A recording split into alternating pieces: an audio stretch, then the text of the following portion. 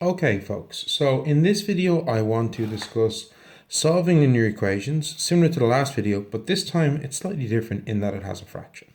Now, a quick reminder, the rules of maths do not change just because the sum looks different. It's just people need to not be freaking out just because there's fractions in it. We still solve it the exact same way. So let's start off by looking at a fairly simple sum here. We have 3x divided by 5 is equal to 3.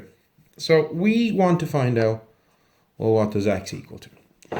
So as I said in my previous video, our rule is to have x equal to whatever, all right? So we want to manipulate our equation, and the only ways we can generally manipulate equations is we add, subtract, multiply, or divide. They're the four main ways you manipulate an equation. So we do one or more of those things to this equation, both sides, so that we can move stuff around and manipulate it so we end up with just an x on the left equaling whatever's on the right. Okay, so first thing you want to do in these questions is get rid of your fraction. So to get rid of a fraction, I need to do the opposite of what a fraction does. Well, what a fraction does is divide. The division symbol, the two dots above and below a line, are from the fact that that's how you write a fraction. Okay, so this is telling me that 3x has been divided by 5. So to get rid of it, as I said, do the opposite. So what I'm going to do is multiply the left-hand side by 5. But remembering our stabilizers, whatever we do to the left-hand side, we do to the right-hand side. Now 5 by 1/5 is equal to 1. Because 5 times 1 over 5 is 5 over 5, which is 1. Okay, so the fraction on the left is gone. We have 3x divided by 1, which is basically just 3x. And then on the right hand side, well, 5 by 3 is 15. So we're already close to solving. We've tidied it up significantly. We've no longer got a fraction. But we still have a problem. What I want is x. I don't care about 3x. I want to know what does x equal to. And this sum is saying I have a number. I don't know what it is, but 3 times the number is equal to 15. So what's my number? So I want to get rid of the 3 in front of the x. Well, what's this 3 doing to the x? It's multiplying it. So we do the opposite. Just as above, we were dividing, the opposite was to multiply. This time we're multiplying, the opposite is to divide. Yet again, stabilizers, whatever I do to the left, I must do to the right. So we divide both sides by 3. Well, 3 divided by 3 is 1x. And 15 divided by 3 is 5. So my final answer is x equals 5. So let's do another example. I'm going to be doing a few of these. So here we have another sum. It is the exact same as the last one. You say, oh, but sir, there's a minus on the top. I don't care. The rules for maths do not change just because the sum looks different. First step, get rid of your fraction. How do we get rid of the fraction? Step 1, multiply out fractions. Okay.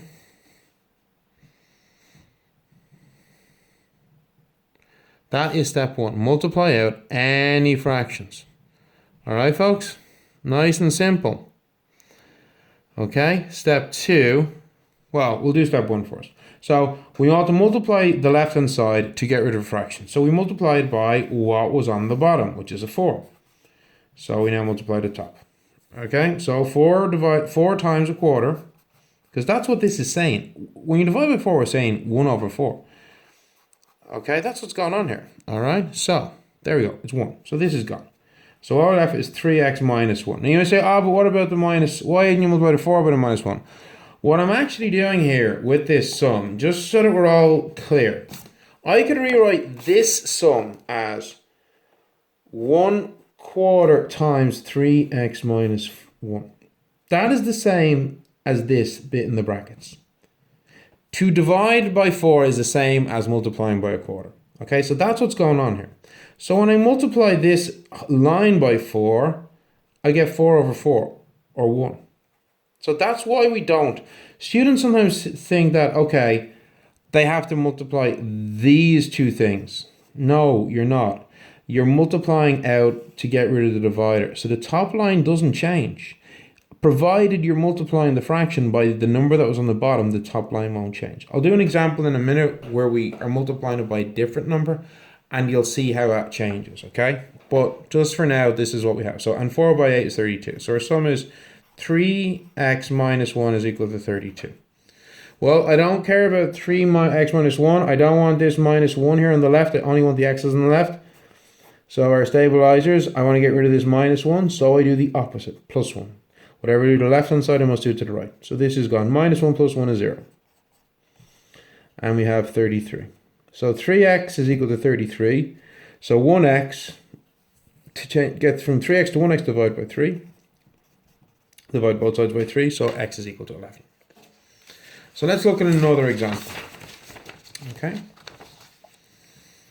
Now, and this one's slightly different. Some might argue slightly trickier. I would say it's not. And not just because I'm your maths teacher. 2x plus 1 over 5 is equal to x minus 1 over 2. Sir, can't do it. Completely different. We've never done some of this before. Yes, we have. It's the exact same as the last two. Step 1, multiply out your fractions. Now, there's a problem. These two fractions have different numbers. So what are we going to multiply by? What we multiply by is the lowest common multiple of 5 and 2. So what's the lowest common multiple of 5 and 2? 10. So I'm multiplying both sides by 10. Okay? Now in our previous examples, we were multiplying by the same numbers on the bottom. So basically what was happening is they were dividing in evenly and getting an answer of 1. But this time we're multiplying by a different number to the bottom. Okay? So what's going to happen? Well, 5 goes into 10 2 times. So the 5 is gone, the 10 is gone, and it's replaced with a 2. My bit on top of the fraction does not change. Why? Because I was multiplying out the divider on the bottom, not going near the top.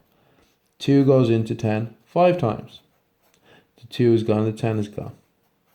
So our sum now has become this. Okay? So we are now one step closer to solving. We have simplified, getting rid of the fraction. We can now further simplify by multiplying out by brackets. So 2 times 2x plus 1 is 2 times 2x plus 1, but also 2 times 1. We're multiplying everything in the bracket by the thing in front of it, okay? So 2 by 2x is 4x, 2 by 1 is 2. 5 by x, 5x, 5 by minus 1. Well, 5 by 1 is 5, 5 by minus 1, minus 5. So we now have no fractions and no brackets. Are we done? Not quite.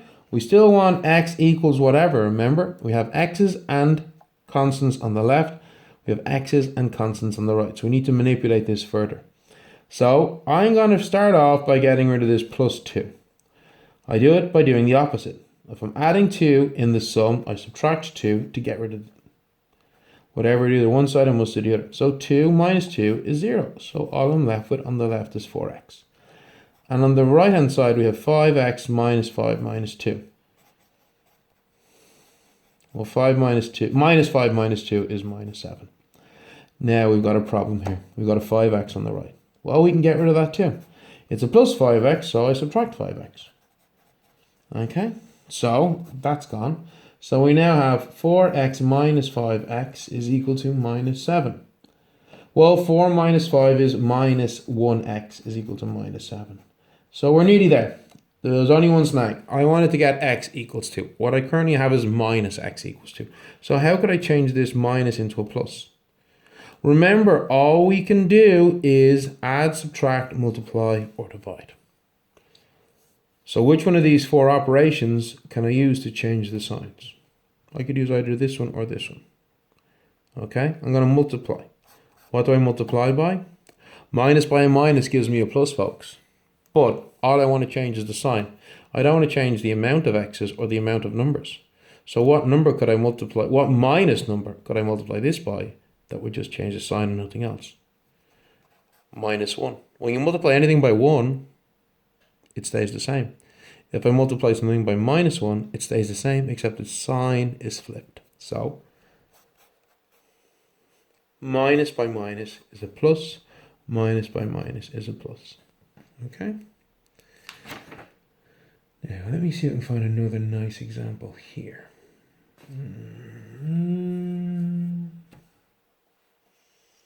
One more. I will be doing more complex videos. This is simple linear equations or fractions. What makes them simple? Well, what makes them simple is the fact that the thing on the bottom of the fraction in each case is just a number. If the thing on the bottom of the fraction had x's or y's in it, then it becomes a bit more work, okay? So, we have a 3, a 4, and a 6. So what is the lowest common multiple of all of these? What is the smallest number that all three of them go into? Well, 3 by 4 is equal to 12, and 6 goes into 12 too, so the answer is 12.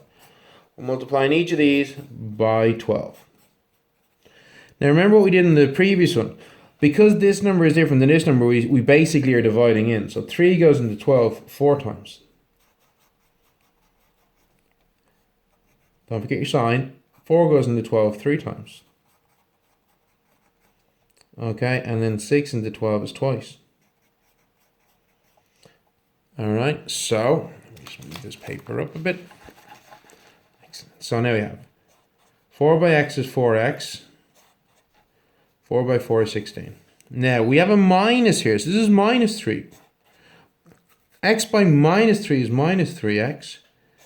2 by minus 3 is minus 6. And then we have 2 by 7 is 14.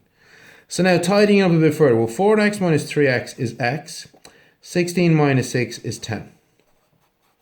So when you're nearly there, we now have an x and a constant on the left, and we have a constant on the right. We only want x's on the left, so we need to get rid of this plus 10. Doing the opposite, minus 10. Whatever you do one side, you do to the other. 10 minus 10 is 0. X is equal to 14 minus 10. X is equal to 4. Right, well, I hope this has helped. As I said, these are fairly simple examples. I might do a few more complex examples. I will be doing a few more complex examples in future videos. So take some time, have a look at these, and try some of the questions. Okay, so thanks everybody. Goodbye.